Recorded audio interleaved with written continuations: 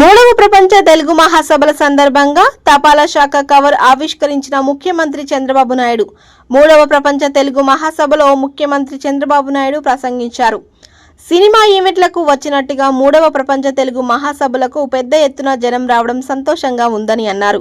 మాతృభాషకు ఇచ్చే గౌరవ వందనమే ప్రపంచ తెలుగు మహాసభలు. తెలుగువారి ఆత్మగౌరవాన్ని చాటి చెప్పిన ఎన్టీఆర్ పేరుతో వేదిక ఏర్పాటు చేయడం ఆనందంగా ఉంది అని అన్నారు. వందలాది భాషలు ఉన్నా కేవలం 6 భాషలకు ప్రాచీన హోదా లభించింది. అందులో తెలుగు ఉండడం గర్వకారణం. ప్రపంచంలో 10 కోట్ల మంది తెలుగు మాట్లాడుతున్నారు. ఈ సమావేశానికి కూడా 40 దేశాల నుంచి ప్రతినిధులు రావడం హర్షించదగ్గ విషయం.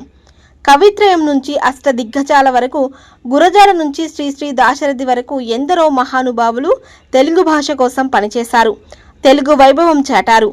వేమన, సుమతి, భాస్కర పద్యాలు మర్చిపోలేం.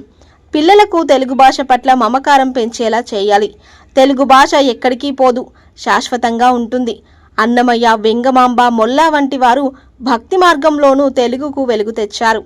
విశ్వనాథ సత్యనారాయణ, సినారే, రావూరి భరద్వాజ వంటి వారికి జ్ఞానపీఠ అవార్డులు వచ్చాయి.